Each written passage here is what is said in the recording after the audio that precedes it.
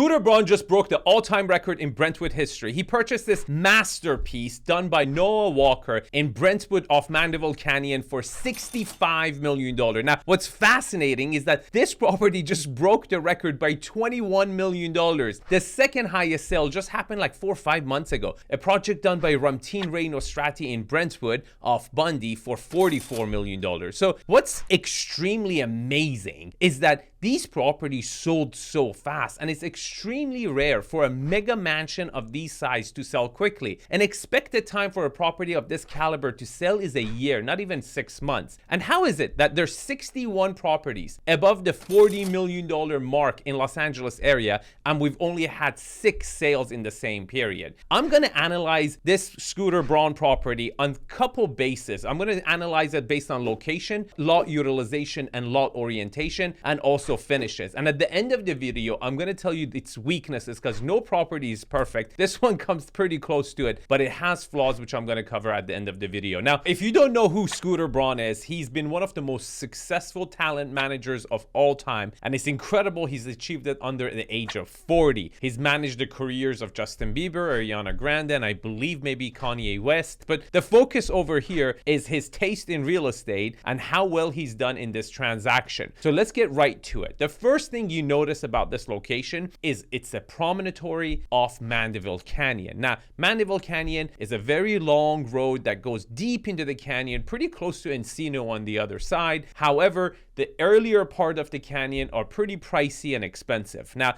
this lot is very significant. It's very, very rare to own a flat piece of land on top of a hill. As you know, hills are very sharply angled and there's not much flat spaces. This property holds about 4 acres and it's mostly flat on top of a hill, which means you're gonna have massive views and a lot of flat lawn to enjoy, right? The location for me, for the fact that it has an incredible view and it's extremely flat, it's an A+. Now, it does have a negative, which I'm going to come back to at the end of the video, so make sure you watch to the end. The second element of this property is lot orientation and lot utilization. Let me explain what I mean by that. First of all, you look at the approach of the property. You have a beautiful private driveway that goes up around the property, and you have a massive motor court, and you have, a garage on one side, and it kind of, the driveway kind of sets your mood and creates that anticipation after you enter through the gates that you're going to see something special. And you sure do when you turn around. When you get to the front door, you're positioned south facing. Now, as I've said before, you want to be south facing in the northern hemisphere because you're going to get massive amount of light coming naturally to your property. You're going to have a lit property. Now, when you open the door, you're immediately greeted with the view and a massive, massive lawn to back it up. This is what Scooter Braun has paying for. It's not just the finishes. This lot itself is extremely expensive. Now, it's also interesting how they've actually positioned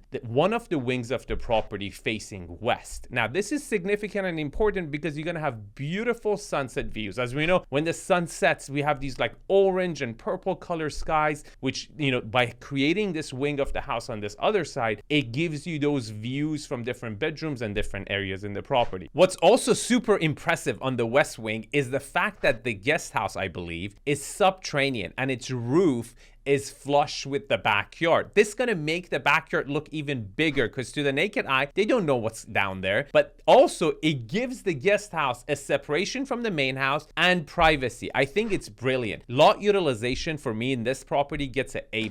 It doesn't get much better than this. Now, the third element is finishes. I've said before in my other videos that this modern warm is super in. The white boxes are obviously out, and who's making them, they're not selling yet. Now, the question is, how long is this trend with the wood trims in the interior, on the ceiling, and on the walls are gonna last? If you remember, in the 70s, this was actually pretty common. I can show you many, many houses built in the 60s and the 70s that they had natural wood paneling on the walls and on the ceiling. And as we know, it's been dated, but it's also a testament that trends come and trends go. Right now, this is the freshest and the most beautiful you can get in the modern design. I personally like it. I think it gives the modern element a beautiful, beautiful accent. It makes it warm, but also everything else in this property is excellent. I mean, stairway is excellent. The floors are excellent. The counters are excellent. I'm not going to go into the granite and those types because it's not my forte, but I want to talk about the modern design a little bit more, because modern design is by definition current, or at least maybe one step to the future, right? And this type of design and architecture by nature is going to age fast, because the next modern design is going to outdo it, and they're going to say that's so 2008, right? So it's important, if you're considering buying a modern house, to understand